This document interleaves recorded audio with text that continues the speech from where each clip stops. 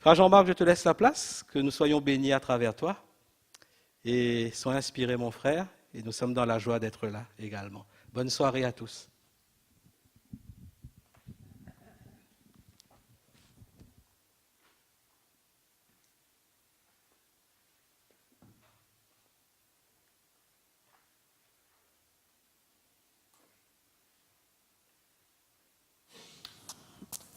Bonne soirée à tous. Vous savez que vous nous avez manqué ce week-end. On était à Marais avec les frères et sœurs de Marais, et on a beaucoup pensé à vous. On a fait une formation sur le témoignage et l'évangélisation, que nous allons d'ailleurs faire à Nouméa bientôt, et nous avons vraiment été bénis. Vous savez, quand on va à Marais, il y a la mer là, et je sais que notamment Noah voulait aller se baigner à la mer.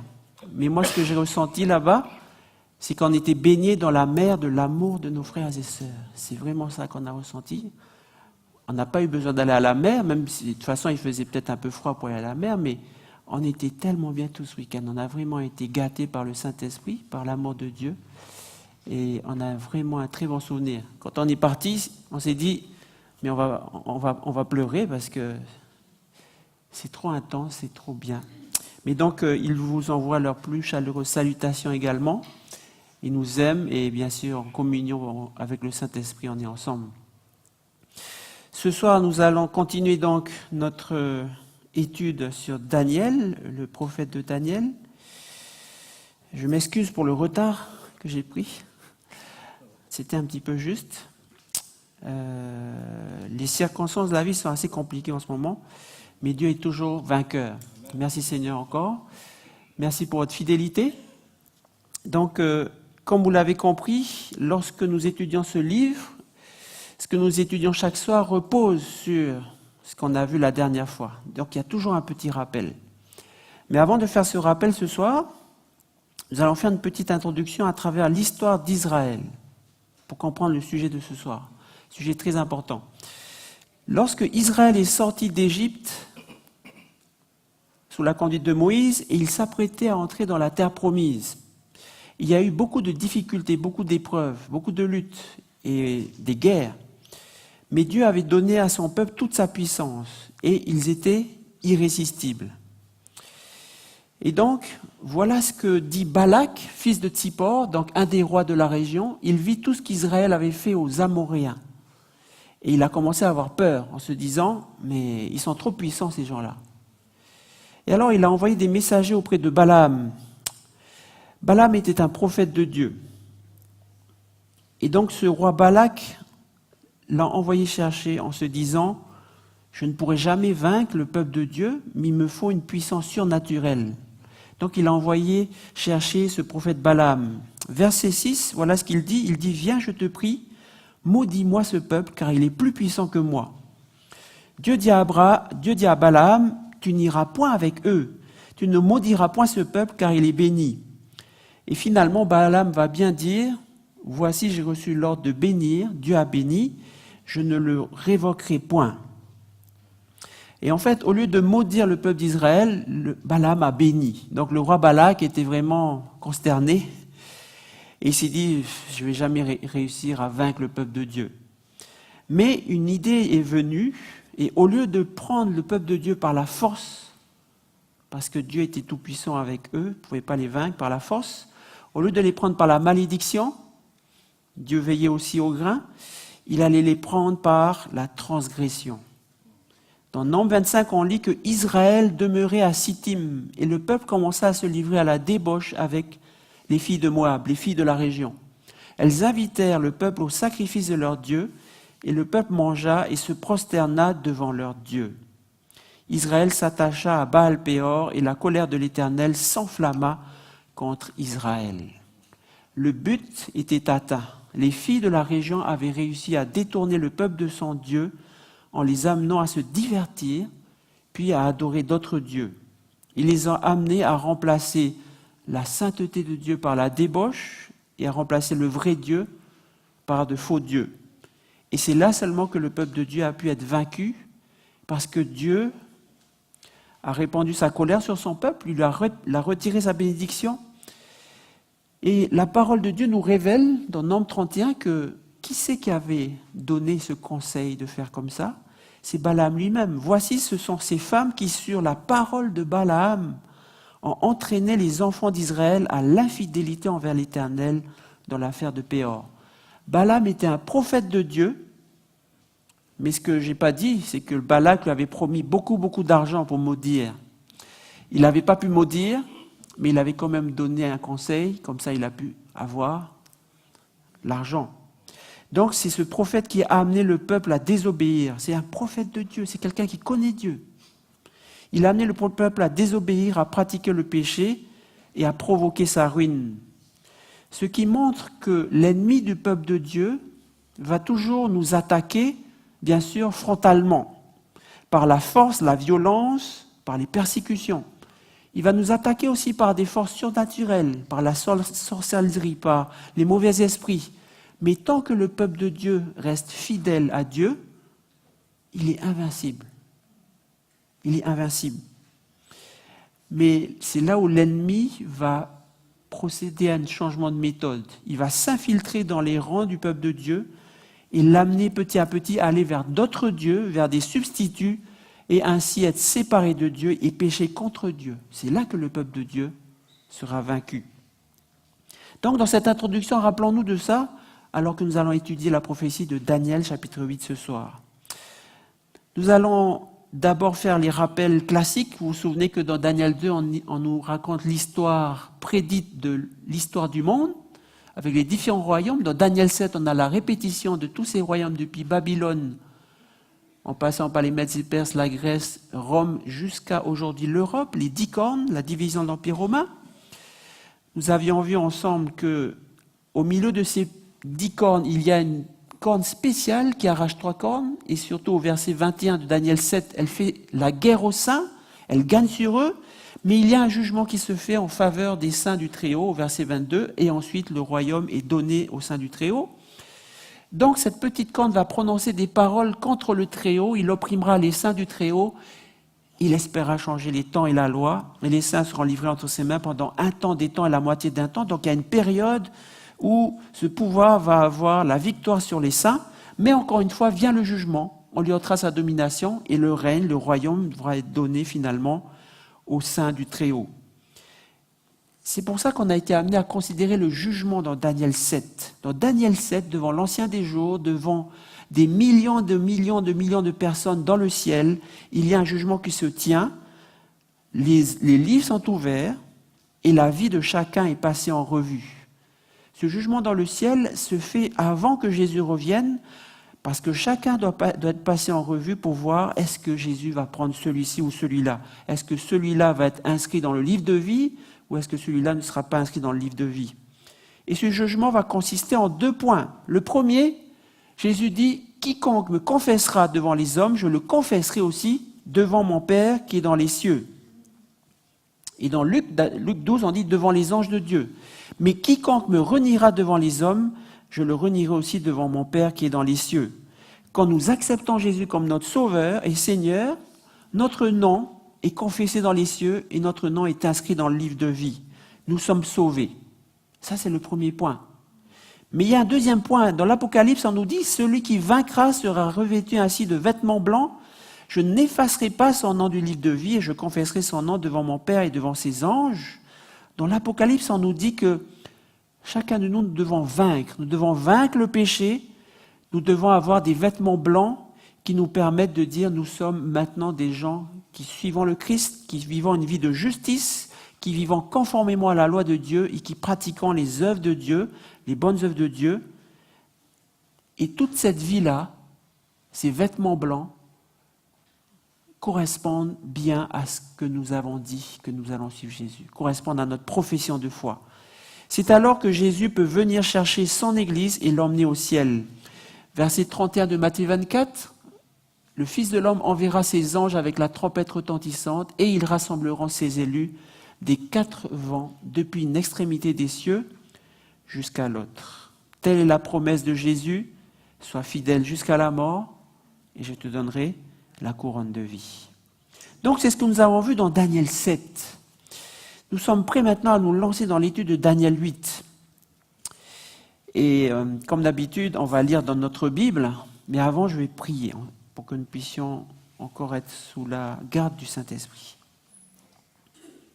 Seigneur notre Dieu, alors que nous rentrons dans la prophétie de Daniel, nous voulons encore que ton esprit nous éclaire. Nous voulons que notre esprit soit affûté par ton Saint-Esprit, afin que nous puissions saisir chaque détail, afin que nous puissions être impressionnés par ta clairvoyance, par ta prévision des choses, afin que nous puissions aussi être touchés par ta prévoyance, parce que tu as prévu ces choses et tu veux que nous soyons prévenus nous-mêmes, afin que nous ne tombions pas dans le piège de l'ennemi. Seigneur, nous te remercions de nous accompagner, nous te remercions de nous donner la force, la concentration nécessaire, parce qu'il s'agit ici d'un message très important pour notre époque. Te demandons toutes ces grâces au nom de Jésus. Amen. Amen. Alors, comme d'habitude, mon frère pasteur, j'ai encore oublié ma Bible.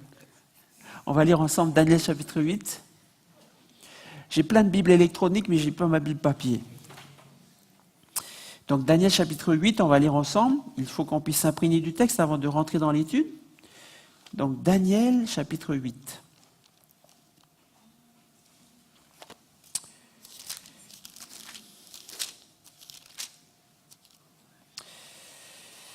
Daniel chapitre 8, la 3e année du règne du roi Belshazzar, moi Daniel, j'eus une vision, en plus de celle que j'avais eue précédemment. Cette vision de Daniel 8, elle est en plus de celle qu'il a eue précédemment. Quelle vision alors? Daniel 7. Donc la vision de Daniel 8 est un complément à Daniel 7. Elle marche avec. Lorsque j'eus cette vision, il me sembla que j'étais à Suse, la capitale, dans la province d'Élam. Et pendant ma vision, je me trouvais près du fleuve d'Oulaï. Je levai les yeux, je regardais, et voici un bélier se tenait devant le fleuve. Il avait des cornes. Ce n'est pas un vrai bélier, c'est une vision. Ses cornes étaient hautes, mais l'une était plus haute que l'autre, et elle s'éleva la dernière. Des cornes qui poussent l'une derrière l'autre. Je vis le bélier qui frappait de ses cornes à l'Occident, au septentrion et au midi. En langage d'aujourd'hui, ce bélier frappe à l'ouest, au nord et au sud. Aucun animal ne pouvait lui résister, et il n'y avait personne pour délivrer ses victimes. Il faisait ce qu'il voulait, il devint puissant.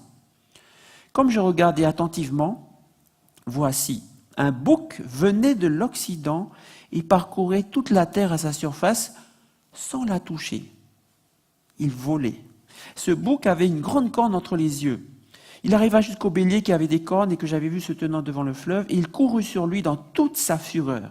Je le vis qui s'approchait du bélier et s'irritait contre lui. Il frappa le bélier, lui brisa les 2 cornes sans que le bélier ait la force de lui résister.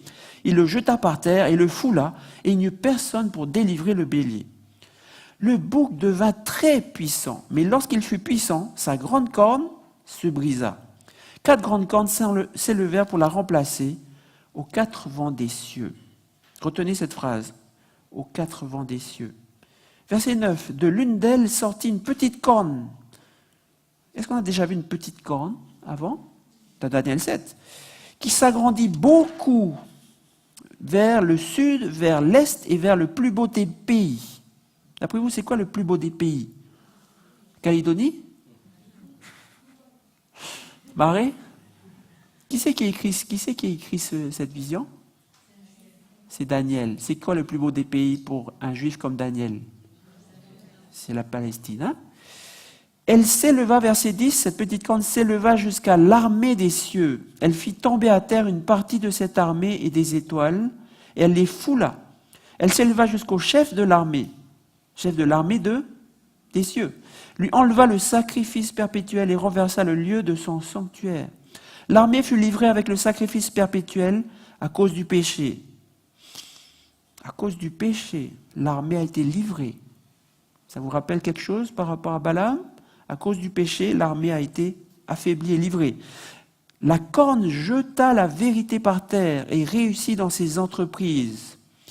Verset 13, j'entendis parler un saint, et un autre saint dit à celui qui parlait, pendant combien de temps s'accomplira la vision sur le sacrifice perpétuel et sur le péché dévastateur? Parce que c'est le péché qui est en train de dévaster l'armée des cieux, l'armée de Dieu. Jusqu'à quand le sanctuaire et l'armée seront-ils foulés? Et il me dit, 2300 soirs et matins, puis le sanctuaire sera purifié. Verset 15. Tandis que moi, Daniel, j'avais cette vision que je cherchais à la comprendre. Voici quelqu'un qui avait l'apparence d'un homme se tenait devant moi. Et j'entendis la voix d'un homme au milieu de l'Oulaï. Au milieu de l'Oulaï. Qu'est-ce que c'est l'Oulaï? C'est le fleuve, le grand fleuve. Donc cet homme est au milieu du fleuve. Est-ce qu'on dit qu'il a un bateau? Est-ce qu'on dit qu'il nage? C'est un homme qui se tient au-dessus du fleuve. Il cria et il dit, Gabriel, explique-lui la vision. Qui est Gabriel? C'est un ange. Qui est le chef des anges? Qui sait marcher sur l'eau? Jésus-Christ. Donc Jésus-Christ cria et dit, Gabriel, explique la vision. Il vit alors près du lieu où j'étais, et à son approche, je fus effrayé et je tombai sur ma face. Il me dit, sois attentif, fils de l'homme, car la vision concerne un temps qui sera la fin. Comme il me parlait, je restais frappé d'étourdissement, la face contre terre. Il me toucha et me fit tenir debout à la place où je me trouvais. Puis il me dit, je vais t'apprendre ce qui arrivera au terme de la colère, car il y a un temps marqué pour la fin. Le bélier que tu as vu et qui avait des cornes, ce sont les rois des Mèdes et des Perses. Le bouc, c'est le roi de Javan. Alors si vous avez une petite note dans votre Bible, Javan, c'est l'ancien mot de la Grèce. La grande corne entre ses yeux, c'est le premier roi. Les 4 cornes qui sont élevées pour remplacer cette corne brisée, ce sont 4 royaumes qui s'élèveront de cette nation, mais qui n'auront pas autant de force. À la fin de leur domination, lorsque les pécheurs seront consumés, il s'élèvera un roi impudent et artificieux. Sa puissance s'accroîtra, mais non par sa propre force. Retenez ça. Sa puissance s'accroîtra, mais non par sa propre force. Il y a une autre force qui est derrière lui. Il fera d'incroyables ravages. Il réussira dans ses entreprises. Il détruira les puissants et le peuple des saints. Je me mets à la place de Daniel, il entend ces choses, il doit trembler. À cause de sa prospérité et du succès de ses ruses, il aura de l'arrogance dans le cœur. Il fera périr beaucoup d'hommes qui vivaient paisiblement. Et il s'élèvera contre le chef des chefs, mais il sera brisé sans l'effort d'aucune main. Et la vision des soirs et des matins dont il s'agit est véritable. Pour toi, tiens secrète cette vision, car elle se rapporte à des temps éloignés. Moi, Daniel, je fus plusieurs jours languissant et malade. Il a dû être malade, Daniel, de voir cette vision. Puis je me levai et je m'occupais des affaires du roi. J'étais étonné de la vision et personne n'en eut connaissance. Merci. Il y a peut-être des traductions dans vos Bibles où on dit « personne ne l'a compris ». Personne n'a compris cette vision. Revenons maintenant aux animaux qui sont décrits dans cette vision. Revenons au début. Un bélier avec 2 cornes, dont une plus haute que l'autre, il se frappait à l'ouest, au nord et sud, il devint puissant. Un bouc qui venait de l'ouest, il avait une grande corne entre les yeux, il frappe le bélier et lui brisa les 2 cornes. Et le bouc devint très puissant, mais lorsqu'il fut puissant, sa grande corne se brisa. 4 grandes cornes s'élevèrent pour la remplacer aux 4 vents des cieux. Comme pour la vision de Daniel, il est très probable que ces animaux volants, fantastiques, représentent des puissances politiques et militaires. Le bélier frappe à l'ouest, au nord et au sud.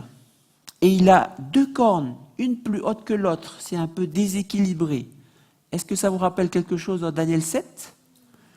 Un gros ours qui avait 3 côtes dans la gueule et qui était déséquilibré, qui marchait sur un côté. Donc les Mèdes et les Perses. Le bouc, lui, est encore plus puissant et il a une grande corne lorsqu'il frappe le bélier. Mais après sa victoire sur le bélier, cette corne est perdue et 4 grandes cornes la remplacent. Ça vous rappelle quelque chose d'Adèle 7 ? Le léopard avec 4 ailes, qui allait très vite, c'est un bouc volant. Hein. Il allait très vite, ce léopard, et il avait 4 têtes. Ça représentait Alexandre le Grand, le conquérant grec, qui a eu à sa suite ces 4 généraux. C'est la Grèce.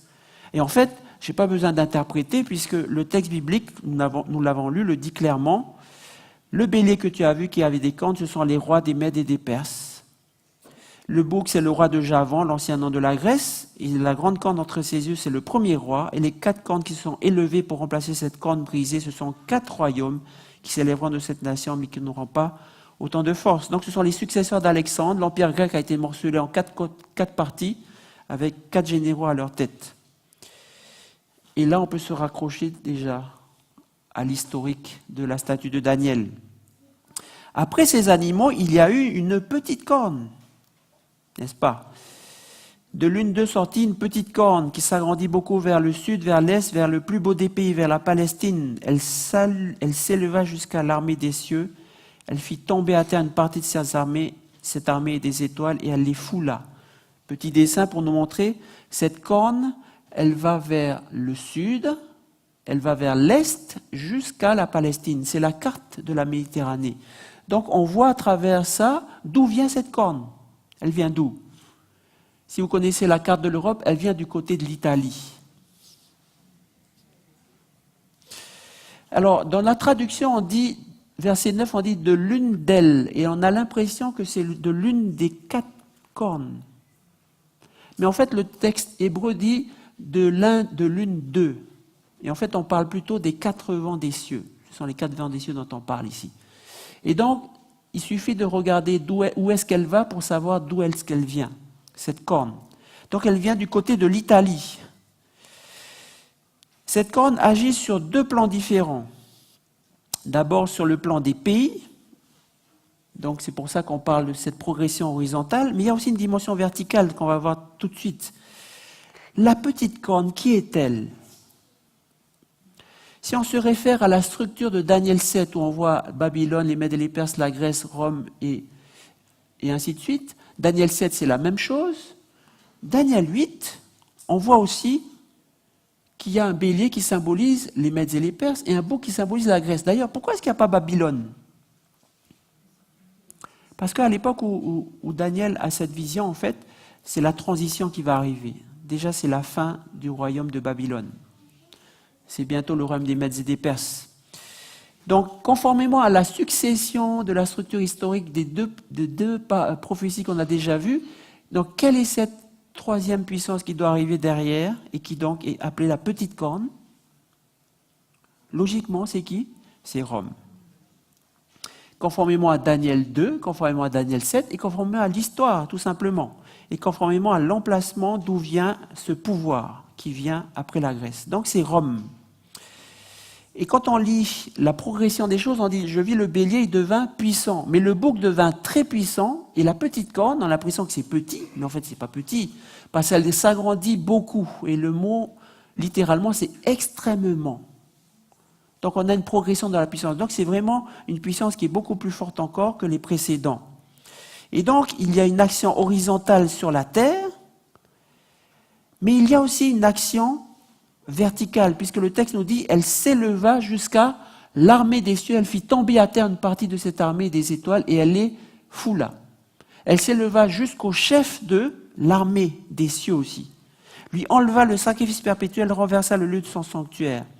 Et l'armée fut livrée avec le sacrifice perpétuel à cause du péché. Elle a gagné. La corne jeta la vérité par terre et réussit dans ses entreprises. Donc il y a une action verticale contre Dieu. Ainsi, je récapitule, Rome est décrite d'abord comme la Rome des empereurs, parce qu'elle agit sur le plan des pays. Mais Rome est aussi décrite comme une puissance qui attaque Dieu, qui attaque le chef de l'armée de Dieu, le chef des saints, Jésus, qui attaque le sanctuaire, qui attaque les saints, qui attaque la vérité de Dieu. Et quand on va regarder maintenant, on va comparer cette petite corne. Qui est cette petite corne qui a aussi une action vers le ciel? On va comparer avec Daniel 7. Et quand on regarde la description de cette petite corne, on s'aperçoit qu'il y a beaucoup de points communs avec Daniel 7. Cette petite corne, elle a aussi des paroles arrogantes. Elle a une arrogance dans le cœur. Elle s'attaque au chef des chefs, à Dieu lui-même, lui enlève le sacrifice perpétuel. Elle jette la vérité par terre de la même façon que la petite corne Daniel 7 change la loi. Parce que dans le terme hébreu, dans le terme original, le mot vérité, ça veut dire aussi la loi. Donc elle jette la vérité de Dieu, elle jette la loi par terre. C'est la même chose que dans Daniel 7. Et elle détruira les puissants et le peuple des saints, de même que la petite corne va faire la guerre aux saints et va avoir la victoire sur elle. Donc ça c'est Daniel 7, Daniel 8. Si vous vous rappelez ce qu'on avait vu avec Daniel 7 et Daniel 13, Apocalypse 13. Dans Apocalypse 13, il y a la même puissance qui est décrite avec des paroles arrogantes dans Daniel 7. Dans Apocalypse 13, la bête de Apocalypse 13 a aussi des paroles arrogantes. Il y a des paroles contre Dieu dans Daniel 7, des blasphèmes contre Dieu dans Apocalypse 13. Le point commun ici, c'est qu'il y a une guerre contre les saints et la victoire. Il y a aussi la guerre contre les saints et la victoire. Les saints sont livrés entre ses mains pendant 3 ans et demi, c'est-à-dire 1260 années. Et dans l'Apocalypse, c'est la même chose. Le pouvoir d'agir lui a été donné pendant 42 mois, c'est-à-dire aussi 1260 années. C'est la même puissance dans Apocalypse 13, dans Daniel 7. Et quand on compare Apocalypse 13 et Daniel 8, la petite corne de Daniel 8, on voit qu'il y a encore plus de correspondance. On voit que c'est pratiquement la même chose. Il y a des blasphèmes contre Dieu et contre son nom. Dans Apocalypse 13, on dit qu'il y a des blasphèmes contre le tabernacle de Dieu. Dans Daniel 8, on renverse le lieu de son sanctuaire. Il y a des blasphèmes contre ceux qui habitent dans le ciel. Dans Daniel 8, il fait tomber une partie de l'armée des cieux. Et c'est là que c'est intéressant et que c'est important. Dans Apocalypse 13, l'autorité et la puissance lui ont été données par le diable. Et c'est pour ça que dans Daniel 8, on dit « sa puissance s'accroîtra, mais non par sa propre force, parce que c'est le diable qui est derrière lui. » Il va faire la guerre aux saints, il va détruire les puissants et le peuple des saints. Et quand on rassemble les 3 chapitres, on s'aperçoit que Daniel 7, Daniel 8 et Apocalypse 13 se complètent parfaitement, c'est la même puissance qui agit contre Dieu. Nous avions déjà vu dans Daniel 7 que cette puissance, c'est la même puissance politique religieuse que dans Daniel 7, c'est la Rome papale. Donc la petite corne de Daniel 8 qui s'agrandit extrêmement est donc d'une part la Rome des empereurs dans son action horizontale, mais aussi la Rome papale dans son action verticale.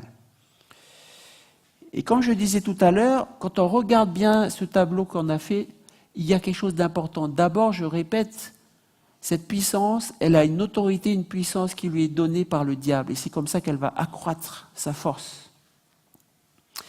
Et quand on regarde aussi ce qui se passe dans son action, elle a 2 modes d'action. Là, pour le premier mode d'action, on parle de guerre, on parle d'opprimer les saints, on parle de périr, de faire périr beaucoup d'hommes, on parle de puissance, de violence, de contrainte, de mort. Ça, c'est son premier mode d'action. Mais son deuxième mode d'action, c'est de s'attaquer à ce qui est religieux, puisqu'elle va s'élever, elle va s'attaquer au sacrifice perpétuel. On parle de sanctuaire, on parle de l'armée des cieux, on parle de la vérité, on parle de la loi. Elle va blasphémer contre Dieu, contre le tabernacle, contre ceux qui habitent dans le ciel, et contre Dieu lui-même et contre son nom. Donc elle va s'attaquer à la vérité, afin de détruire le salut de Jésus et de faire pécher le peuple de Dieu. Elle va fausser la vraie religion de Dieu. Elle va fausser le sacrifice, elle va fausser le sanctuaire, elle va faire des blasphèmes, elle va attaquer la loi et la vérité.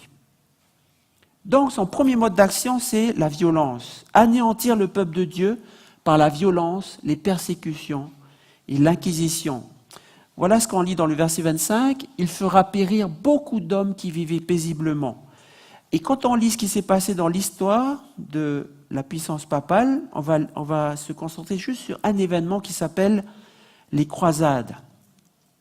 En 1095, le pape Urbain II va commencer à lancer ce qu'on appelle les croisades. Et il y aura 8 croisades jusqu'en 1270. Les croisades, qu'est-ce que c'est ?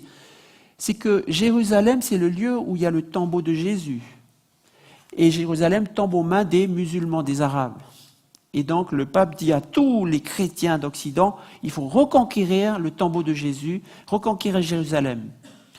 Et quand on lit le récit de ce qui s'est passé dans cette reconquête, c'est terrible. Je vais lire juste un extrait qui est dans le livre Révolution au Vatican, qu'on peut trouver dans la librairie. En l'an 1099, Jérusalem fut conquise par l'armée des croisés. Et voilà le récit de ces croisés. Voilà ce qu'ils ont écrit. C'est heureux et pleurant de joie que les nôtres allèrent vers le tombeau du Seigneur Jésus-Christ pour l'honorer et y déposer leur sacrifice de culpabilité. Dès le lendemain, ils montèrent consolés sur le toit du temple et se précipitèrent sur les Sarrasins. Les Sarrasins, ce sont donc les musulmans qui habitent là, pour les décapiter à l'épée, hommes et femmes. entre 60 et 70 000 personnes qui furent massacrées à Jérusalem le 15 juillet 1099 par les chrétiens, hommes, femmes et enfants. En une seule journée, ils ont massacré toutes ces personnes-là.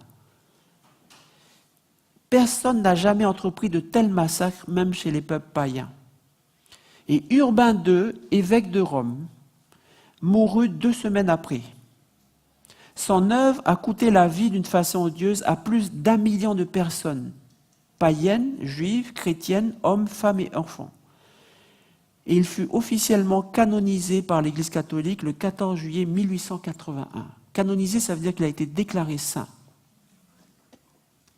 Mais voilà le constat de l'histoire. Il détruira les puissants et le peuple des saints. Donc, on dit que cette couronne et ce pouvoir va persécuter tous ceux qui vont contester également son autorité. Pendant des siècles, il fut interdit de lire la Bible. Et ceux qui lisaient la Bible le faisaient au péril de leur vie. Même les moines, vous savez que le moine Martin Luther, quand il voulait lire la Bible, il devait lire la Bible. La Bible était enchaînée au mur de son couvent. Il ne pouvait pas prendre avec lui dans sa chambre. Il fallait surveiller ça. Il n'y avait que ceux qui étaient autorisés à lire. Et je me rappelle ma chère sœur qui nous racontait il y a quelques mois que lorsqu'elle était petite à Wallis, elle a été témoin du fait que l'évêque de Wallis est arrivé, il a fait rassembler toutes les Bibles de Wallis. Il a brûlé toutes les Bibles. Elle se souvient de ça quand elle était petite. Et s'il fallait passer par la torture pour faire changer d'avis, on n'hésitait pas. Ça, c'est une photo. Quand vous allez sur Internet, vous cherchez le mot Inquisition, vous allez voir des photos horrifiantes. Donc, j'ai pas voulu mettre clairement, j'ai mis le texte dessus pour qu'on ne voit pas, mais c'est affreux, c'est absolument affreux. Et vous voyez des gens qui sont avec la croix de Jésus et qui sont en train de torturer d'autres personnes.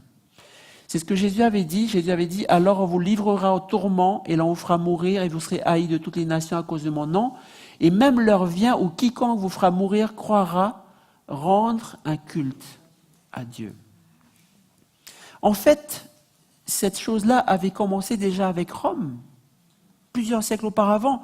Pendant les 3 premiers siècles, des millions de chrétiens sont morts sous la persécution des empereurs romains.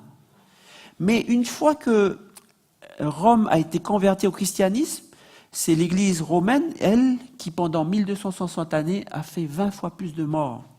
On estime, comme nous disait le pasteur Jérémie, qu'il y a eu au moins 50 millions de morts. Il y a des débats sur est-ce que c'est 50, 100, mais au moins 50. Et Rome ne s'est pas attaqué seulement au peuple de Dieu, il s'est attaqué aussi au prince de l'armée des cieux, le prince des prêtres, à Jésus lui-même. Jésus a été crucifié par la puissance romaine. D'ailleurs, Satan pensait que c'était fini, mais Jésus est ressuscité. Et pendant tous ces siècles, les Romains, puis l'Inquisition, ont cru que les fidèles serviteurs de Dieu seraient éliminés, que ce serait fini pour eux. Mais plus on les persécutait, plus la parole de l'Évangile avançait par leur témoignage. C'est ce que nous dit l'Apocalypse. Ils ont vaincu le diable à cause du sang de l'agneau et à cause de la parole de leur témoignage. Et leur témoignage, c'est quoi? C'est qu'ils n'ont pas aimé leur vie jusqu'à craindre la mort. Ils ont été jusqu'au bout, toujours. Il y a eu toujours des témoins fidèles. Malgré cette stratégie de destruction et de mort, ça n'a pas marché. C'est pour ça qu'il y a une deuxième méthode qui vient ensuite dans l'histoire. L'adversaire de Dieu a adopté une deuxième méthode qui consiste à mettre en échec le salut en substituant le Christ, en substituant d'autres choses au Christ, et en faisant faire à son peuple, le peuple de Dieu, la transgression des commandements qui est égale au péché. Il lui enleva le sacrifice perpétuel, il renversa le lieu de son sanctuaire, l'armée fut livrée avec le sacrifice perpétuel à cause du péché. Qu'est-ce que le sacrifice perpétuel? Et pourquoi dit-on que ce pouvoir lui a enlevé à Jésus le sacrifice perpétuel? La Bible dit qu'il y a un sanctuaire, un tabernacle dans le ciel et que Jésus est le sacrificateur de ce sanctuaire. Dans Hébreux 8, on nous dit « Nous avons un souverain sacrificateur qui s'est assis à la droite du trône de la majesté divine dans les cieux comme ministre du sanctuaire et du véritable tabernacle qui a été dressé par le Seigneur, non par un homme. » Et que fait Jésus dans ce sanctuaire? Christ est venu comme souverain sacrificateur, il est entré une fois pour toutes dans les lieux saints avec son propre sang, ayant obtenu une rédemption éternelle. Vous vous souvenez du jugement dans Daniel 7? Jésus est là pour nous défendre dans le sanctuaire céleste. Il met en avant son sang qu'il a versé pour nous, qui nous a rachetés. Il a obtenu une rédemption éternelle pour nous. Et donc Jésus nous défend en ce moment dans le ciel, en plaidant pour nous. Pour nous, il se lève pour dire, je suis mort pour lui, je suis mort pour elle, j'ai donné mon sang pour lui, j'ai donné mon sang pour eux, j'ai souffert la croix pour eux. C'est Jésus qui intercède pour nous, qui est notre avocat. Christ est entré dans le ciel même afin de comparaître maintenant pour nous devant la face de Dieu. Ça, c'est ce que la Bible dit. La prophétie dit que cette puissance va enlever le sacrifice de Jésus et changer le lieu où se passe la présentation du sacrifice de Jésus. Le sacrifice de Jésus est présenté dans le sanctuaire céleste, mais là, on va changer maintenant. Lorsque vous allez à la messe, c'est ce qu'on appelle le sacrifice de la messe, il y a une doctrine de l'Église romaine qui dit le pain et le vin deviennent réellement le corps et le sang du Christ, et c'est le prêtre qui offre le sacrifice de Jésus.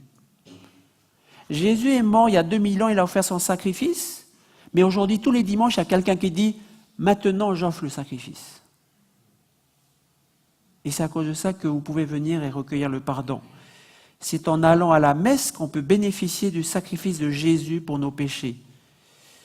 C'est en allant à la messe qu'on peut avoir le salut. Ce n'est pas en vertu du sacrifice de Jésus qui est présenté dans le ciel par Jésus lui-même. Le lieu du sanctuaire a été changé. La corne a réussi à jeter la vérité par terre. Et ce n'est pas que cette vérité-là. Il y a d'autres fausses doctrines qui ont beaucoup comme trait commun de faire remplacer Jésus-Christ par des choses et des personnes. Des choses et des personnes qui prennent la place du Christ. Le sacrifice du calvaire ne suffit pas. La petite corne usurpe la position et le ministère de Jésus. Et d'ailleurs, le vicaire, c'est-à-dire le remplaçant de Jésus, le représentant de Jésus, a souvent pris la place de celui qu'il représentait. Les saints, les saintes Rita, Bernadette, des centaines de saints sont priés tous les jours. Ce sont les avocats du peuple chrétien. Il y a cette dévotion envers la Vierge Marie qui doit prier son Fils pour qu'il ne soit plus en colère contre nous. Et dans toutes ces choses qui ont été enseignées au travers des siècles, Jésus n'est plus le seul médiateur entre Dieu et les hommes. Alors que la parole de Dieu est claire, il y a un seul médiateur, il y a un seul Dieu, un seul médiateur entre Dieu et les hommes, Jésus-Christ. Lorsqu'on va à la messe, lorsqu'on prie pour les morts, on est en contradiction flagrante avec ce verset de Deutéronome 18 qui dit qu'on ne trouve chez toi personne qui interroge les morts. On ne va pas s'occuper de ce domaine. Car quiconque fait ces choses est en abomination à l'Éternel. En résumé, ce que la petite corne établit réduit à néant l'œuvre du Christ dans le sanctuaire céleste. L'œuvre de la petite corne, c'est ici encore plus grave. Dans Daniel 8, c'est encore plus grave que dans Daniel 7. Parce que dans Daniel 7, c'est une guerre. Mais dans Daniel 8, on touche au salut de Dieu, on touche à la relation que nous avons avec Jésus lui-même. Parce qu'entre nous et Jésus, il y a une cohorte de choses qui prennent sa place. Il y a une cohorte de personnes, de prêtres, de saints qui prennent la place de Jésus. Et donc ça touche directement à notre salut. La vérité a aussi été mise à mal. La loi de Dieu a été changée. Or, le péché, c'est la transgression de la loi. Ce qui veut dire qu'en ayant changé les commandements de Dieu et en encourageant les hommes à les transgresser, cette puissance a délibérément mis des millions d'hommes en état de péché. De la même façon que Balaam a fait le petit conseil à Balak pour vaincre le peuple de Dieu, mets-les en état de péché. Séduis-les, fais-les adorer d'autres dieux, que ce soit d'autres dieux qui se substituent au vrai Dieu, et ils seront en état de péché. La prédiction prophétique est consternante, affligeante. Daniel est bouleversé. Mais l'ange lui dit, je vais t'apprendre ce qui arrivera au terme de la colère, parce que la colère de Dieu, elle est là, à travers tous ces siècles. Car il y a un temps marqué pour la fin. Il y a un temps pour cesser cela. Parce que ce pouvoir sera brisé sans le secours d'aucune main. Dieu ne va pas rester inactif. Et cette phrase, sans le secours d'aucune main, nous rappelle Daniel 2, verset 34. Une pierre se détacha sans le secours d'aucune main, frappa les pieds de fer et d'argile de la statue et explosa toute la statue. La question qui se pose maintenant, quand cela va-t-il se passer? Quand est-ce que tout ce qu'on voit va cesser? Nous allons relire Daniel 8. Pendant combien de temps s'accomplira la vision sur le sacrifice perpétuel et sur le péché dévastateur? Quand le péché, l'oubli de la loi de Dieu, l'oubli de la vérité de Dieu, le sacerdoce de Jésus est oblitéré, le péché règne dans le peuple de Dieu. Jusqu'à quand le sanctuaire et l'armée seront-ils foulés? Et il me dit, 2300 soirs et matins, puis le sanctuaire sera purifié. Et cette vision concerne un temps qui sera la fin. Donc on parle d'une période de temps de 2300 soirs et matins, on parle d'un temps de la fin. Qu'est-ce que ça veut dire des soirs et des matins? Genèse 1, verset 23, et vous pouvez lire ça 6 fois dans Genèse. Il y eut un soir et il y eut un matin, ce fut le premier, deuxième, troisième, quatrième, cinquième, sixième jour. Quand on parle de soir et matin, on parle de jour. Juste une petite digression, il y a des interprètes de Daniel 8 qui font toutes sortes d'élucubrations sur ce mot-là. Ils disent par exemple ce sont les matins et ce sont les sacrifices du matin et du soir. Or dans la Bible on parle des sacrifices du matin et du soir, pas des sacrifices du soir et du matin. L'expression soir et matin se réfère explicitement à l'expression jour de la Genèse, donc ce sont les jours. Parce que certains interprètes, on va arriver à quelque chose, mais certains interprètes ne reconnaissent pas ce à quoi on va arriver. Et donc, ils veulent diviser la période de 2300 en deux. C'est pour ça qu'ils vont dire le sacrifice du matin et du soir. Donc, ça fait 2 sacrifices. Donc, on divise par 2 le nombre de jours. Mais la Bible est claire, 2300 soirs et matin, c'est 2300 jours. Et comme nous savons, 2300 jours en prophétie, ça veut dire combien de temps exactement en réalité? 2300 années. Et ça correspond explicitement au fait que ça va jusqu'au temps de la fin. Ce n'est pas 2300 jours réels, parce que 2300 jours réels, c'est à peu près 6 ans et quelques, 7 ans. Ce n'est pas le temps de la fin. Donc, on va relire maintenant pour savoir qu'est-ce que c'est que cette période de 2300 années. Et pour le savoir, nous allons relire, et j'aimerais attirer votre attention sur le mot « vision ». Voilà ce qui est dit au verset 13. Pendant combien de temps s'accomplira la vision? Et en fait, dans le chapitre 8, il y a 2 mots dans la langue originale qui sont utilisés pour le mot vision. Vous lisez dans votre français vision, mais en fait, ce n'est pas le même mot à chaque fois. Ici, c'est le mot hazon. Donc ici, on parle d'une vision, le mot hazon, sur le sacrifice perpétuel et sur le péché dévastateur. Sur toute cette période où il y a vraiment l'ennemi de Dieu à travers cette puissance qui triomphe. Jusqu'à quand? C'est toute cette vision-là. Et regardez à la fin, verset 17, car la vision concerne un temps qui sera la fin. Donc cette vision, Hazon, va jusqu'au temps de la fin. Mais quand on lit la suite, donc on dit aussi, verset 16, verset 15, tandis que moi, Daniel, j'avais cette vision, toujours la vision Hazon. Verset 16, j'entendis la voix d'un homme, Gabriel, explique-lui la vision, toujours le mot Hazon. Tant qu'on parle de cette vision, c'est la grande vision de Daniel 8. Le bélier, le bouc, la petite corne et puis le désastre. Ça, c'est la vision Hazon. Ça va? Maintenant, on va partir, sachant qu'ici, on parle des 2300 soirs et matins. Mais on continue dans le texte et là, on dit, verset 26, et la vision des soirs et des matins. Et là, ce n'est pas le même mot, c'est la vision. Le mot, c'est marée. Donc, il y a une vision Hazon qui veut dire toute la vision. Et la vision marée concerne quoi?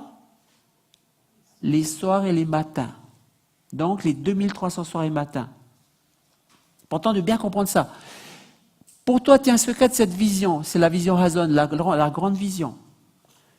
Moi, Daniel, je fais plusieurs jours malade, mais j'étais étonné de quoi? De la vision quoi? La vision marée. Parce que Daniel, il a déjà eu la vision de Daniel 7. Il sait déjà qu'il y a un ennemi qui va faire la guerre aux saints, qui va gagner pendant une grande période. Donc quand il revoit Daniel 8, cette vision-là, il sait déjà à peu près qu'il y a un ennemi qui va arriver. Mais par contre, cette vision marée des soirs et des matins, Les 2300 soirs et matins, il ne comprend pas ce que c'est. Il ne sait pas ce que c'est.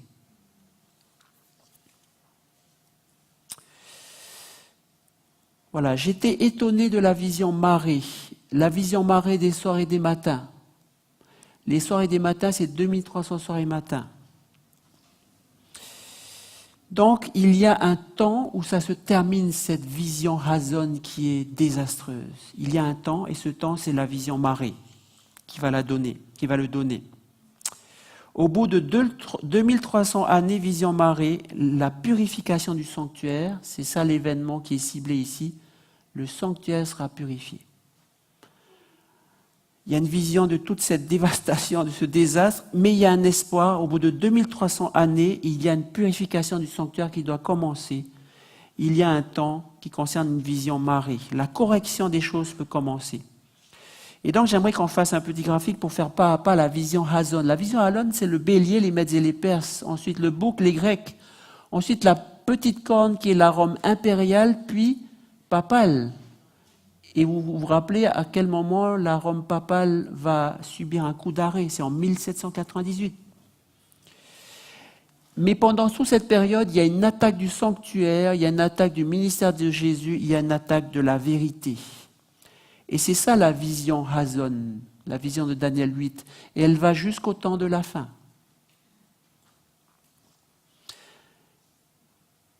Mais il y a une vision marée, la vision des 2300 années, au terme de laquelle il doit se produire un événement, la purification du sanctuaire. Ça, c'est l'espoir de Daniel 8. Ainsi, la purification du sanctuaire doit se passer dans le cadre de cette vision jusqu'au temps de la fin. C'est dans le cadre du temps de la fin.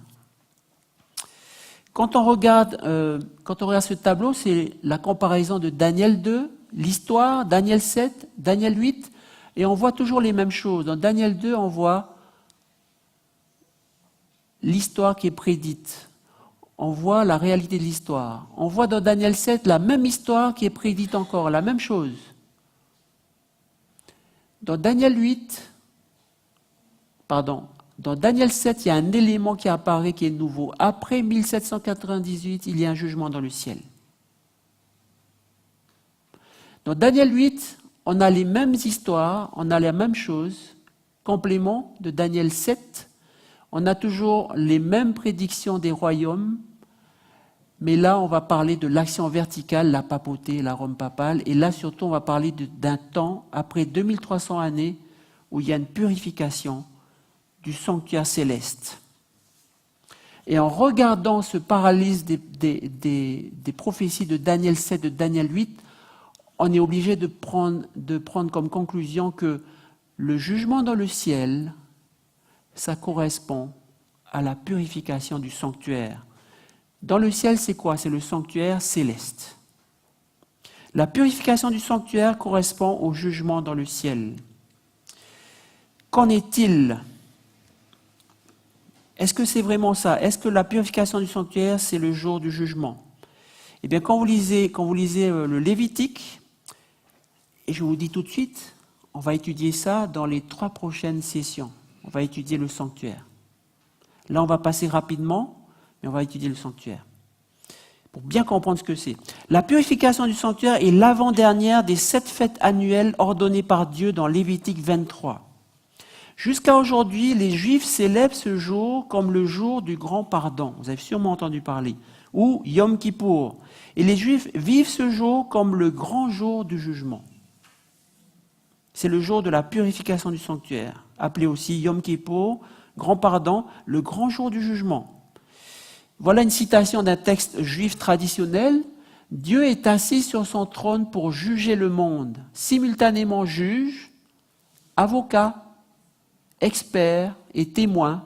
Il ouvre le livre de rapport qui est lu et où la signature de chaque homme est trouvée. C'est ce qu'on lit dans Daniel 7. Et c'est ce jour-là que ça se passe. Donc, dans la liturgie de chaque année, il y a les fêtes religieuses qui recommencent, mais cette fête-là, c'est le moment où Dieu pèse les cœurs et les actions et retranche ceux qui ne sont pas dignes de rentrer dans la nouvelle année. Tous doivent se repentir. Tous les Juifs jusqu'à aujourd'hui, Même s'ils font des escroqueries, ils font des choses pas bien dans l'année, ce jour-là, ils ont peur. Ce jour-là, ils vont demander pardon à Dieu. Parce que ce jour-là, c'est le jour où Dieu juge dans le ciel et où Dieu dit « Toi, ça va pas, tu ne vas pas passer l'année. » Ce qui veut dire que symboliquement, dans l'histoire du monde, c'est le commencement du jugement dans le ciel afin de préparer le nouveau royaume et savoir qui y sera admis. Et c'est aussi le moment de se repentir.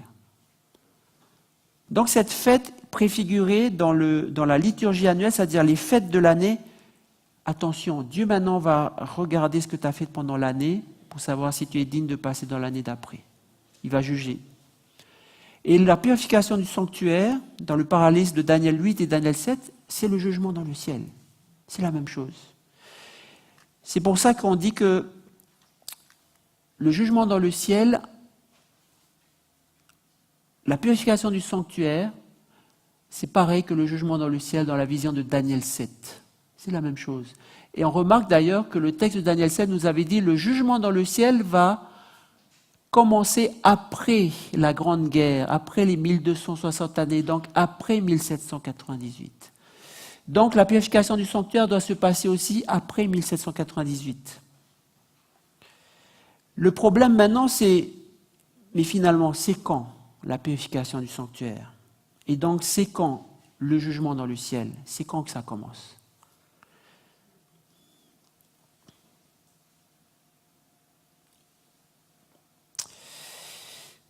Encore une fois, je répète que la vision marée des soirs et des matins, c'est cette vision-là que Daniel n'a pas comprise. Personne n'en eut connaissance ou personne ne l'a compris. Tous les éléments de la vision Hazon, Daniel il comprend ce que c'est, mais pas ça, les 2300 soirs et matins. Comment va-t-on maintenant savoir quand est-ce que se termine cette période des 2300 ans? Eh bien, c'est Daniel 9 qui va nous donner la clé de Daniel 8. Parce qu'entre Daniel 8 et Daniel 9, il y a des liens bien visibles. Il y a un messager, un ange qui vient voir Daniel. Et il s'appelle Gabriel aussi. Il a l'apparence d'un homme dans Daniel 8. Et dans Daniel 9, on dit, c'est l'homme que j'avais vu précédemment et qui s'approche d'un vol rapide. Toute la vision de Daniel 8, Hazon a été expliquée, excepté les 2300 soirs et matins, Marie n'ont pas été compris. Et le texte de Daniel 9, c'est incroyable, mais le texte de Daniel 9 parle aussi de vision et il n'emploie pas aussi les mêmes mots. Quand vous lisez Daniel 9, voilà ce qu'on lit. Je parlais encore dans ma prière quand l'homme Gabriel que j'avais vu précédemment dans une vision, Hazon. Donc dans la vision de Daniel 8. Il s'approche de moi d'un vol rapide au moment de l'offrande du soir. Il m'instruisit, s'entretenait avec moi. Il me dit, Daniel, je suis venu maintenant pour ouvrir ton intelligence. Lorsque tu as commencé à prier, la parole est sortie. Je viens pour te l'annoncer car tu es un bien-aimé. Sois attentif à la parole et comprends la vision, le mot marée. On finit Daniel 8, la grande vision Hazon, marée, les 2300 soirs et matin, comprend pas. Et là, Gabriel vient dans Daniel 9 pour dire, je vais t'expliquer la vision marée. Comprends maintenant la vision marée. Voilà l'explication qui va suivre. Dans Daniel 8, personne n'a compris la marée dans Daniel 8, et dans Daniel 9, on dit maintenant, comprends la marée. Voilà la compréhension de la marée. Comprends la vision. Voilà l'explication. 70 semaines ont été fixées sur ton peuple et sur ta ville sainte pour faire cesser les transgressions et mettre fin au péché, pour expier l'iniquité, amener la justice éternelle, sceller la vision et le prophète, oint le saint des saints. Voilà l'explication.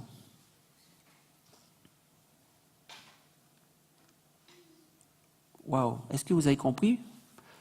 C'est pas évident quand même.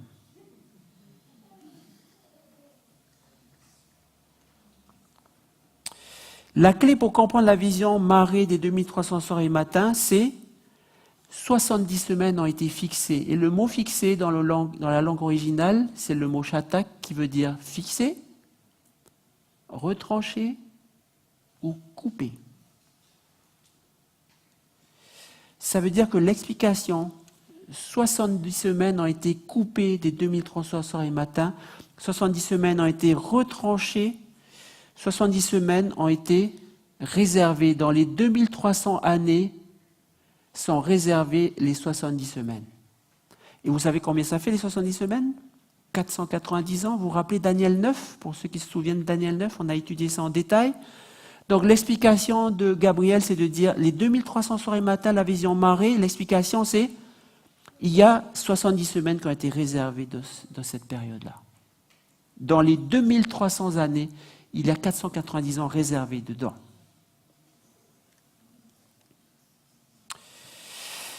Donc voilà l'explication. Les 70 semaines sont à l'intérieur des 2300 années. Et on avait vu que les 70 semaines sont réservées pour le peuple juif et qu'à la fin des 70 semaines, qui c'est qui arrive ? C'est Jésus-Christ. En l'année quoi ? Vous vous souvenez ? L'année 27. Et nous avions vu aussi que Daniel 9, on connaît les dates, on connaît exactement les dates. Est-ce que vous vous souvenez de ça ? Donc Daniel 9 est à l'intérieur, les 70 semaines sont à l'intérieur, les 490 années sont à l'intérieur de la marée des 2300 ans. Donc maintenant il va falloir savoir comment est-ce qu'il faut placer les 2300 années. Ça c'est à l'intérieur et ça ne bouge pas. Mais ça va où ? Ça commence quand et ça finit quand ? Voilà la question.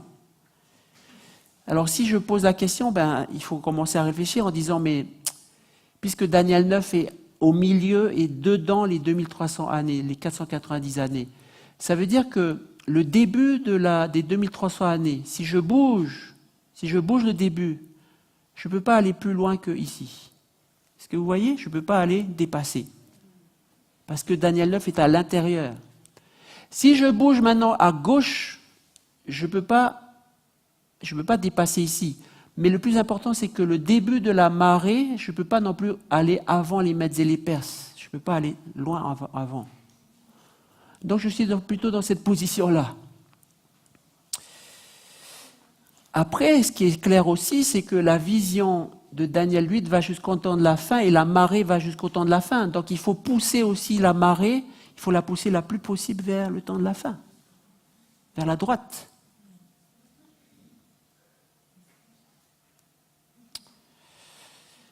Et ce qu'on a vu aussi, c'est que la fin de la marée des 2300 années, la purification du sanctuaire correspond au jugement dans le ciel. Et le jugement dans le ciel intervient après 1798. Donc la fin doit se situer après 1798.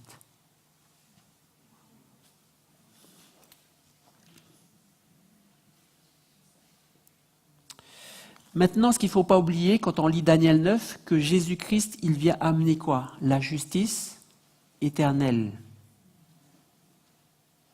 Mais il vient d'abord s'occuper de qui ?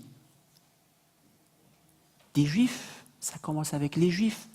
Les 70 semaines, nous dit Daniel 9, sont réservées à qui ? Aux Juifs. Jésus va s'occuper d'abord des Juifs. Même si à la fin des 70 semaines, Jésus est rejeté par les Juifs et c'est fini le temps des Juifs, et là c'est la multitude, c'est le christianisme qui s'étend au monde entier, ça commence d'abord par les Juifs. Il y a un ordre de préséance. 70 semaines ont été fixées sur ton peuple, le peuple juif. Matthieu 10, verset 5 nous dit « Tels sont les 12 que Jésus envoya après leur avoir donné les instructions suivantes. N'allez pas vers les païens, n'entrez pas dans les villes des Samaritains, allez plutôt vers les brebis perdues de la maison d'Israël. » Il répondit en notre occasion « Je n'ai été envoyé qu'aux brebis perdues de la maison d'Israël. » Et l'apôtre Paul lui-même déclare, il y a un ordre de préséance, je n'ai point de l'évangile, c'est une puissance de Dieu pour le salut de quiconque croit, du juif, premièrement, puis du grec. C'est-à-dire le grec à l'époque, c'est celui qui n'est pas juif, c'est le païen. Ce qui veut dire que les 70 semaines réservées au peuple juif sont forcément au début des 2300 soirs et matins, des 2300 années. D'ailleurs, observez comment Dieu intervient pour son peuple de l'époque avec le Messie. Regardez, Jésus vient pour son peuple le rejette, et alors Jésus va faire une alliance avec la multitude. C'est l'Église chrétienne qui va sortir maintenant. Mais qu'est-ce qui va se passer? La réaction de l'ennemi est terrible. Pardon. Donc on voit que Daniel 9, c'est le début des 2300 années.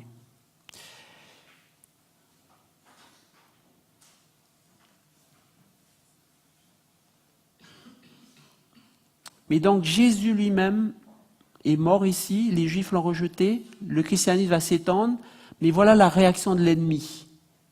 Jésus est arrivé, il va amener la justice éternelle, et la prophétie nous raconte en fait que l'ennemi ne va pas rester sans réaction. Il va attaquer le sanctuaire, le ministère de Jésus, la vérité.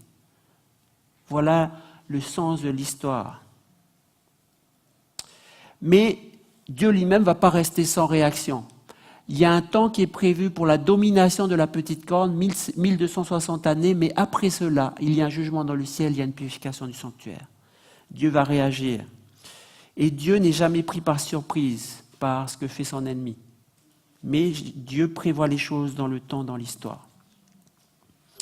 Il y a un temps où la vérité va être rétablie ici. Il y a un temps où le ministère de Jésus va être redécouvert. Il y a un temps où le sanctuaire céleste, des choses qu'on n'entendait jamais, qu'on ne savait pas, qu'on ne connaissait pas, va être réexpliqué. C'est à partir d'ici que ça va se passer. Il y a un temps où le jugement dans le ciel va s'intéresser à qui sont les vrais fidèles disciples de Jésus, qui sont les faux et qui sont les vrais. Rappelons-nous dans Daniel 9, 2 dates simplement à retenir, on ne va pas réviser. Daniel 9 commence en 457 avant Jésus-Christ et se termine en 34, les 70 semaines. Donc cette prophétie commence en 457. Ce qui veut dire que la marée des 2300 années commence en 457. Alors il ne nous reste plus qu'à compter, et à compter 2300 années, et à quelle date arrivons-nous? En 1844. À partir de 1844, la prophétie nous révèle qu'en réaction à l'attaque de l'ennemi de Dieu, Dieu va rétablir son sanctuaire, Dieu va faire un jugement dans le ciel, Dieu va rétablir toutes ces vérités qui ont été attaquées par son ennemi. Au temps de la fin, juste avant le retour de Jésus. Il me dit 2300 soirs et matins, puis le sanctuaire sera purifié. À partir de 1844, le sanctuaire sera purifié. Nous sommes obligés d'étudier maintenant ce que ça veut dire, le sanctuaire sera purifié. Et c'est ce que nous allons faire ces 3 prochaines soirées. D'ailleurs, il y aura peut-être une suspension à un moment donné, hein, on en parlera plus tard. Mais j'aimerais attirer votre attention sur une chose. Ce qu'on vient de voir ensemble, la prophétie des 2300 soirs et matins, est très controversée par certains théologiens chrétiens. Il y a des théologiens, quand on leur explique ça, ils ne veulent pas en entendre parler. Il y a même des théologiens adventistes qui ne veulent pas entendre parler de ça.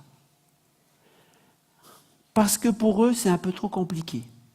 Je n'ai pas l'impression que c'était compliqué pour vous. J'ai l'impression que la prophétie est très claire, que l'enchaînement est très clair, que la logique du Seigneur est très claire dans cette prophétie. Mais il y a une chose qui est importante à savoir, parce que quand on commence à mettre en cause cette prophétie, il y a une chose à savoir, c'est que Daniel 9 fait partie de la prophétie des 2300 soirs et matins. Et Daniel 9, c'est la prophétie la plus puissante, la plus inattaquable de toutes les prophéties. Daniel 9 nous dit, ça commence à telle date, à tel événement, et Daniel 9 nous dit, le Messie arrive à tel moment, il va être crucifié au milieu de la dernière semaine. Daniel 9 est inébranlable. Et Daniel 9 fait partie des 2300 années. Ce qui veut dire que cette prophétie est inébranlable également. Cette prophétie de Daniel 9 s'est accomplie exactement point par point, année par année. Il y a des théologiens qui disent 2300 soirs et matins, ça ne veut pas dire des jours, ça ne veut pas dire des années. Mais les 70 semaines, c'est des 70 semaines d'années. Hein. Le principe, il est appliqué dans Daniel 9 et il doit être appliqué aussi là. Tout correspond parfaitement. Parce qu'un jour, peut-être, vous allez entendre des choses sur ça. Mais réétudiez bien, vous allez voir, c'est une prophétie qui est extraordinaire, parce qu'elle nous révèle le plan d'attaque de l'ennemi et aussi la solution du Seigneur. Maintenant, des questions restent posées. De quel sanctuaire s'agit-il?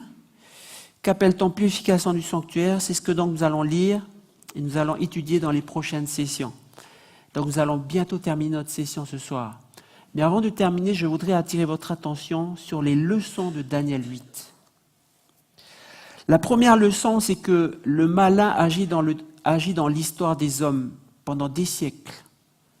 Et pendant des siècles, il y a des gens qui disent « Seigneur, pourquoi est-ce qu'on voit des choses pareilles? Seigneur, pourquoi est-ce qu'on voit des horreurs pareilles arriver ?» Et même ce sont des chrétiens qui font ça. Vous savez que les nazis de la Deuxième Guerre mondiale, les gens qui étaient avec Hitler, tous les soldats de l'armée avaient une boucle de ceinture. Vous savez ce qui a marqué dessus, la boucle de ceinture? Gott mit uns, c'est-à-dire Dieu est avec nous. Ils ont fait tous leurs crimes avec cette boucle de ceinture. Dieu est avec nous. Le mal va pervertir les hommes jusqu'au trognon. Et c'est pour ça qu'on voit les hommes qui se déchirent, qui ont des conflits pendant les siècles. Mais il y a une limite de temps. Il y a une limite que Dieu a fixée. C'est pour ça qu'on nous parle dans l'Apocalypse de la persévérance des saints. Il y a le moment où Dieu a permis que le mal triomphe, a permis que la vérité soit jetée par terre. Dieu, dans sa sagesse, un jour on comprendra, Dieu a permis cela. Mais il y a un temps où c'est fini. Il y a un temps où Dieu va prendre l'initiative pour rétablir la vérité, rétablir les choses, rétablir le salut, la justice éternelle de Jésus, le ministère de Jésus. Deuxième leçon, c'est que le mal agit d'abord par la persécution, c'est vrai. D'abord par les menaces, c'est vrai. Quand on veut obéir à Dieu, le monde ne comprend pas. Et souvent, le monde, non seulement ne comprend pas, il devient hostile. Il ne supporte pas qu'il y a des personnes qui veulent observer le jour du samedi. Il ne supporte pas qu'il y a des personnes même qui disent « Non, moi je suis intègre, je reste fidèle envers mon Dieu ». Il ne supporte pas ça. Et donc il y a cette notion de tension, de guerre, de conflit, de violence. Mais il y a plus que ça encore. Le plan de l'ennemi consiste à nous couper de Jésus, à nous couper du salut qui est en Jésus, en mettant entre Jésus et nous des intermédiaires, des fausses doctrines, des choses qui vont nous détourner de l'Évangile, tout simplement. C'est ce que Balaam avait fait. Balaam ne pouvait pas maudire le peuple. Et encore une fois, le peuple de Dieu, à travers les siècles, est indestructible s'il reste fidèle à son Dieu. S'il reste fidèle à son Dieu, même la force, même à la violence, même les persécutions, même la mise à mort, ils n'ont pas peur. Ils vont rester fidèles à Dieu. Mais le diable est très fort pour introduire dans le peuple même de Dieu. Il ne faut pas oublier que l'Église catholique romaine, malgré tout ce qu'on dit qu'elle a fait, c'est l'Église de Dieu au départ. C'est elle qui a porté le message de l'Évangile. C'est le peuple de Dieu. Eh bien, Satan va s'immiscer dedans. Il va chuchoter des choses fausses. Il va organiser des rites. Et les gens vont se focaliser sur les rites, se focaliser sur des statues, sur des bouts de bois, sur des reliques, au lieu de se focaliser sur Jésus-Christ dans le Saint-Esprit. Ça, c'est la tactique de Balaam. Au lieu de rechercher la sainteté, on va voir une église qui va tolérer les choses, qui va dire « c'est pas grave, Dieu nous vous pardonne ». Vous pouvez forniquer, vous pouvez revenir le dimanche, on va vous donner ça, et puis vous allez vous confesser, et puis c'est bon. Et pendant des siècles, le mal va ne cesser de progresser. C'est la tactique de Balaam. Venez aussi là où il y a des choses à admirer. Venez là où il y a des belles statues. Venez là où il y a des faux dieux. Voilà la tactique de l'ennemi à travers les siècles. Et Dieu nous appelle ce soir, Dieu vous appelle, Dieu m'appelle à travers l'Apocalypse à l'obéissance et à la foi. Parce que finalement, l'ennemi de Dieu, à travers cette puissance, va démolir l'obéissance, à travers l'abandon de la vérité, à travers les commandements de Dieu qui sont détournés. Et il va démolir aussi la foi, puisqu'il n'y a plus de relation directe avec notre seul Sauveur Jésus-Christ.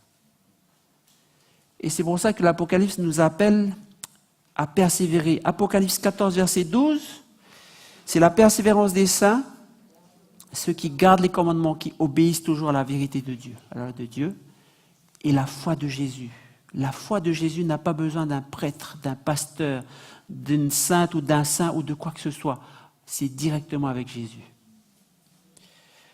Le Seigneur nous appelle à être fidèles parce que si nous nous laissons berner par l'appel à l'infidélité des Balaam qui sévissent même dans cette église, nous allons être placés par l'ennemi en position de danger grave, hors des commandements de Dieu, hors de la foi seule qui sauve, celle qui est en Jésus-Christ. Même dans notre église, nous pourrons prendre le risque d'avoir une certaine tolérance envers le péché, d'avoir une certaine appétence pour des rites, pour des chansons, pour des prières, et non pas envers celui qui est derrière les chansons et derrière les prières, Jésus-Christ. C'est la leçon de Daniel 8, c'est l'appel de Dieu à être obéissant et être fidèle jusqu'à la mort. Amen. Peut-être que je vais vous dire quelque chose en dernier, si le temps il nous reste un petit peu. Dans les années 1830 à 1844, il y a un mouvement religieux. C'est assez drôle, n'est-ce pas? C'est vers ces années 1844 qu'il y a un mouvement religieux qui redécouvre ces prophéties, qui redécouvre tout ce que vous avez vu depuis le début de ces sessions. Ils ont redécouvert ces choses. Ça existait déjà un petit peu avant, pendant les siècles, parmi certains théologiens, mais là, il y a un groupe religieux qui s'est emparé de ces prophéties, qui a découvert cette chaîne prophétique et qui a fait le raisonnement suivant. Ça s'appelle le mouvement millérite, on appelle aussi quelquefois le mouvement adventiste. 2300 soirs et matins, donc 1844, puis le sanctuaire sera purifié. Et le raisonnement était le suivant. Le sanctuaire, c'est quoi? C'est la terre. Sera purifié par le feu. Et il y a beaucoup d'interprétations, mais une des interprétations, lorsque le Seigneur Jésus apparaîtra du ciel avec les anges de sa puissance au milieu d'une flamme de feu, quand Jésus va revenir, il va purifier la terre par le feu. La terre donc sera purifiée par le feu lorsque Jésus reviendra. Conclusion, Jésus revient en 1844. Donc voilà l'espérance de ce groupe religieux. Et finalement, qu'est-ce qui s'est passé en 1844? On sait tous que Jésus n'est pas revenu. Et ils ont eu en mémoire ce jour de déception, comme ils ont appelé ce jour le jour de la grande déception. Ceux qui étaient là ont raconté comment ils ont attendu le jour où Jésus devait venir, en 1844. Ils ont attendu. Et quand ils ont bien vu que Jésus n'est pas revenu, ils ont pleuré toutes les larmes de leur corps, de leur cœur, de leur corps, pendant des heures et des jours. Et des fois, il y a même des personnes qui se disent, ces gens-là, ils se sont vraiment trompés beaucoup. Ils se sont vraiment trompés. Donc ce mouvement religieux, il n'était pas dirigé par Dieu. J'ai entendu un pasteur dire ça, qui a osé dire ça. Or, dans la Bible, ça existe des cas comme ça. Ça existe des cas où le peuple de Dieu attend son Seigneur et il croit des choses à propos de son Seigneur et finalement, il est très déçu. Dans Luc chapitre 19, quand vous regardez, Jésus va entrer à Jérusalem sur un ânon. Et tout le peuple de Jérusalem est là pour acclamer le Messie, le fils de David. Ça y est, ils vont être délivrés, enfin. Il y a des pharisiens qui disent fais taire les gens, Seigneur Jésus, parce qu'ils disent que tu es le Messie, ça va pas là. Jésus dit non, s'ils se taisent, les pierres vont crier. Laissez-les parler, laissez-les acclamer leur Messie, et laissez-les acclamer leur roi. Sauf que quelques jours plus tard, Jésus va mourir sur la croix. Toute cette grande foule va être déçue. Les disciples d'Emmaüs, on a lu ça dans une autre session, les disciples d'Emmaüs étaient très déçus. Nous pensions que c'était lui le Messie. Ils étaient très déçus, amèrement déçus. Dieu permet des fois que le peuple de Dieu soit déçu. Parce que Dieu veut aussi que nous accrochions de toutes nos forces à lui. Dieu permet des fois, il ne nous dit pas exactement tout, et des fois on peut aller un peu trop loin. Dieu permet cela pour qu'on s'accroche encore plus à lui. Et c'est ce qui s'est passé avec ces croyants-là. Ils ont révisé, il y en a qui ont abandonné. Il y a 90% qui ont abandonné. Quand tout abandonné, on dit la Bible, tout ça, c'est n'importe quoi. Mais il y a une petite poignée qui a dit non, c'est pas possible. On a étudié, réétudié, Daniel 2, Daniel 8, Daniel 9, Daniel 7, tout. C'est pas possible, c'est trop parfait, ça marche trop bien. Il y a quelque chose qu'on n'a pas compris. Leur erreur donc, c'est que le sanctuaire, 146 fois dans la Bible, il n'est jamais appliqué à la terre. Leur erreur, c'est que le feu va purifier la terre à la fin des temps, dans le millénium. C'est ce que dit l'Apocalypse. Je ne vais pas aller trop dans le détail. Et donc, ils ont simplement fait l'erreur d'interprétation classique de sortir le texte de son contexte. Ils ont vu sanctuaire, ils ont dit, tiens, voilà ce que ça veut dire. Sans aller chercher, mais c'est quoi le sanctuaire? Et c'est pour ça que nous devons aller chercher qu'est-ce que c'est le sanctuaire dans les 3 prochaines sessions. Comprendre qu'est-ce que c'est le sanctuaire. Mais donc, ces personnes-là, ils ont remouliné leur interprétation, ils ont revérifié. Ils sont arrivés à la conclusion qu'il n'y a que leur interprétation finale de cette phrase qui était fausse, mais tout le reste est aussi dur que le roc, aussi solide que la parole de Dieu. Ce sont les pionniers de l'Église adventiste. C'est pour ça que nous sommes là ce soir. Et nous allons étudier ensemble qu'est-ce que c'est la purification du sanctuaire. Qu'est-ce que ça a à faire, la purification du sanctuaire, dans notre vie depuis 1844 ? C'est pour ça que je vous invite à revenir les prochaines fois. Nous allons étudier ça et vous allez être bénis.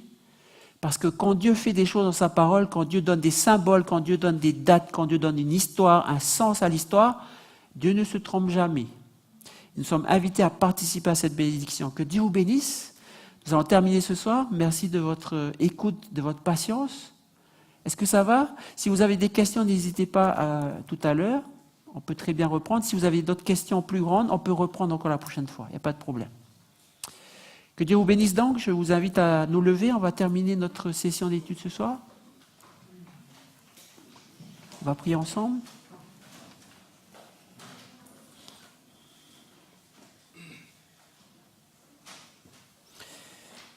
Seigneur notre Dieu, notre bon Père Céleste, tu avais sélectionné un ami à toi qui s'appelait Abraham. Et tu as fait de lui une grande descendance qui était le peuple d'Israël, qui devait être ta lumière sur la terre, qui devait être la lumière des nations. Mais seulement ton peuple d'Israël a beaucoup erré. Et ton ennemi a beaucoup fait pour que ton peuple erre. Et finalement, tu as envoyé Jésus-Christ, ton Fils. Tu as donné une limite à ce peuple pour dire il y avait 70 semaines réservées pour toi. Mais après, maintenant, c'est l'Israël spirituel, l'Israël du monde entier, celui qui obéit au commandement de Dieu et qui a la foi de Jésus, qui détient ce rôle d'amener cette lumière aux nations. Et aujourd'hui, ce soir, nous avons ce rôle, Seigneur. Tu nous as assigné cela. Seigneur, apprends-nous à plonger plus dans ta parole, à mieux comprendre la prophétie, à mieux comprendre comment toi, Seigneur, tu interviens dans l'histoire, comment tu permets des choses, mais comment tu vas rattraper les choses. À mieux comprendre comment l'ennemi nous attaque, à la fois dans l'histoire, mais aussi dans notre vie personnelle. Parce que l'ennemi aussi nous persécute, l'ennemi aussi nous fait du mal, l'ennemi nous intimide, l'ennemi nous menace. Et l'ennemi nous divertit aussi. L'ennemi nous amène à adorer d'autres dieux sans même que nous nous en rendions compte. Afin d'être placés sur son terrain, le terrain de l'ennemi, afin d'être placés sur le terrain de la désobéissance du péché. La désobéissance à tes commandements et au péché. Seigneur, nous te demandons ton Esprit Saint pour rentrer dans ta parole, pour être imprégné de ta sagesse dans cette prophétie, d'être imprégné de ce sanctuaire que nous allons étudier, parce que c'est le plan du salut que tu nous as donné à travers Jésus-Christ. Seigneur, bénis ton assemblée à travers cette étude. Bénis-nous dès cet instant de ton Esprit Saint pour que nous soyons fermes, à garder tes commandements, à ne pas nous éloigner de tes commandements, à ne pas écouter la voix de l'ennemi, à écouter la voix des divertissements qui forcément vont nous entraîner vers d'autres dieux que toi. Seigneur, apprends-nous aussi à être fermes dans l'obéissance, apprends-nous à être fermes dans la foi, apprends-nous à ne faire confiance à personne d'autre qu'à toi, Seigneur Jésus. Ni à cette Église, ni au pasteur, ni à nous-mêmes, mais à toi seul, Jésus-Christ, à travers ta parole. Et Seigneur, bénis cette Église parce que tu l'as suscitée. Parce que cette Église est née de la découverte de ces prophéties. Cette Église est née de la prise de conscience de tout ce plan que tu révèles dans ces prophéties. Seigneur, bénis ton Église, afin que nous soyons tes lumières, afin que nous puissions exposer ces lumières, exposer ces précieuses vérités, démasquer l'ennemi, démasquer l'erreur, et annoncer la lumière claire de l'Évangile, le salut en Jésus-Christ, par la foi. Le salut en Jésus-Christ par la puissance de l'Esprit qui vainc le péché en nous afin que nous soyons prêts à monter au ciel avec toi. Seigneur, bénis ton Église, pardonne nos péchés, pardonne quelquefois notre faiblesse, pardonne notre indolence, pardonne notre sommeil, Seigneur. Quelquefois nous laissons dormir par les Balaam qui sont autour de nous, sachant pas que c'est l'ennemi qui nous tend des pièges. Seigneur, pardonne-nous d'être aussi indolents, mais renforce-nous, rends-nous fermes et donne-nous la paix. Nous demandons ces grâces au nom de Jésus. Amen.